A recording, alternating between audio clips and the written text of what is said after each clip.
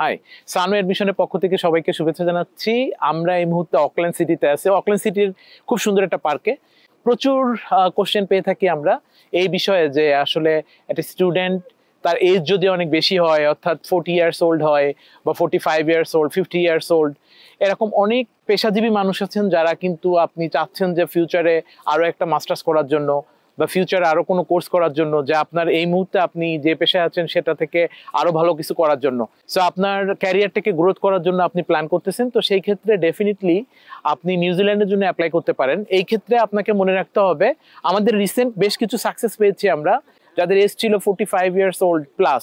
তো সেই ক্ষেত্রে দেখা গেছে তারা কিন্তু খুব সহজেই তাদের ভিসা পেয়ে গিয়েছেন। তো এই ক্ষেত্রে আপনাকে মনে রাখতে হবে যে একটা নিউজিল্যান্ড ইমিগ্রেশন থেকে স্টুডেন্ট ভিসা পাওয়ার পিছনে স্পেশালি আপনার বেশ কিছু কারণ ওরা দেখে। তার মেইন কারণ হচ্ছে আপনার ফিউচার প্ল্যানটা আপনি আসলে কিভাবে প্ল্যান করতেছেন, আপনি এই মুহূর্তে যে জবে আছেন জবের সাথে কিভাবে রিলেটেড একটা সাবজেক্ট চুজ করলেন এবং আপনি সেই সাবজেক্ট চুজ করলেন কেন এবং দেশে ব্যাক করে আপনি আসলে কি করবেন, এই যে ওভারঅল বিষয়টা, এটার উপরই কিন্তু অ্যাকচুয়ালি ভিসাটা ডিপেন্ড করে। এছাড়া আপনি যে ফান্ড দেখাচ্ছেন সেটা কিভাবে পেলেন, আপনার ফ্যামিলি টাইপটা কেমন, সো আপনি আসলে পড়তে এসে ব্যাক করবেন কিনা, এই যে বিষয়গুলো ওভারঅল ব্যাপারটা ভিসার জন্য সবচেয়ে বড় ভূমিকা পালন করে।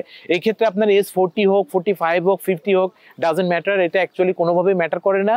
লেটস সে আপনি 25 বছর ধরে জব করতেছেন ব্যাচেলর বা মাস্টার শেষ করার পরে, আপনি এই মুহূর্তে আইটি সেক্টরে আছেন, আপনি এই মুহূর্তে কোনো একটা বিজনেস সেক্টরে আছেন, কোনো একটা ম্যানেজমেন্ট সেক্টরে আছেন, আপনি চাচ্ছেন আপনার ক্যারিয়ারটাকে আরো গ্রোথ করার জন্য, সো ডেফিনেটলি আপনি আর একটা মাস্টার্স করতে চান, এমন একটা কোর্সে করতে চান যেটা এই মুহূর্তে হয়তো বাংলাদেশের অনেক ইউনিভার্সিটিতে নাই, অথবা থাকলেও দেখা গেছে যে অনেকের মান নিয়ে প্রশ্ন আছে। সো আপনি চাচ্ছেন বাইরের একটা ইন্টারন্যাশনাল ডিগ্রি নিতে, যে বাংলাদেশে ব্যাক করার পরে আপনার ক্যারিয়ারটা আরো বেশি গ্রোথ হয়। সো এটার জন্য ডেফিনেটলি আপনি নিউজিল্যান্ড চুজ করতে পারেন। এই ক্ষেত্রে আমি বলবো যে সবার আগে দেখতে হবে, লেটস সে আমি এক্সাম্পল স্বরূপ ধরলাম আপনার বয়স 45 বছর, আপনি পড়াশোনা শেষ করছেন 25 বছর বয়সে, গত 20 বছর যাবত আপনি একটা জবে আছেন, বিভিন্ন জব সুইচ করে করে একটা ধাপে চলে আসছেন।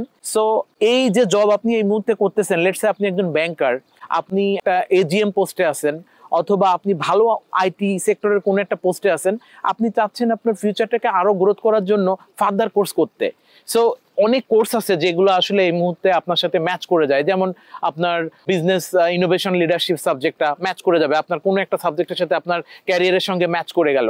আপনি বিজনেস অ্যানালিটিক্স পড়তে চান, আপনি ডেটা সায়েন্স পড়তে চান, আপনি সাইবার সিকিউরিটিতে মাস্টার্স করতে চান, সো এই ধরনের প্রচুর প্রোগ্রাম আছে যেগুলো আপনি মাস্টার অফ ম্যানেজমেন্ট করতে চান, আপনি ম্যানেজমেন্টের কোনো একটা সেক্টরে আছেন, জব করতেছেন এজিএম পোস্টে, বাট দেখা গেছে যে আপনি পড়াশোনা করছেন, বিবিএ শেষ করছেন, বিজনেস অ্যাডমিনিস্ট্রেশনে পড়ছেন, আপনি এমবিএ করছেন, কিন্তু ম্যানেজমেন্টের কোনো আপনার ডিগ্রি নাই। সো দ্যাটস ওয়াই আপনার ক্যারিয়ার গ্রোথ হতে পারতেছে না। সো আপনি ম্যানেজমেন্টে একটা মাস্টার্স করবেন, খুব সহজেই কিন্তু এটা আপনি রেলিভেন্ট একটা কোর্স চুজ করে ফেললেন।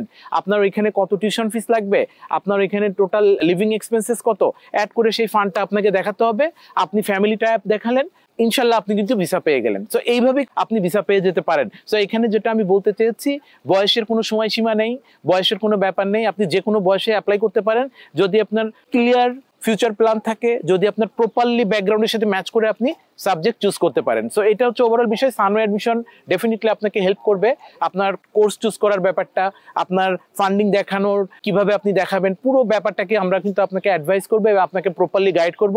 এর জন্য কিন্তু আমরা কোনো ধরনের কোনো সার্ভিস চার্জ নেই না, we are offering no service charge, কারণ আমরা নিউজিল্যান্ডের ম্যাক্সিমাম ইউনিভার্সিটি কলেজের অফিসিয়াল রিপ্রেজেন্টেটিভ। সো সবাইকে আবারও বলবো সানওয়ে অ্যাডমিশনের সঙ্গে যোগাযোগ করবেন। আজকে এই পর্যন্তই, আল্লাহ হাফিজ।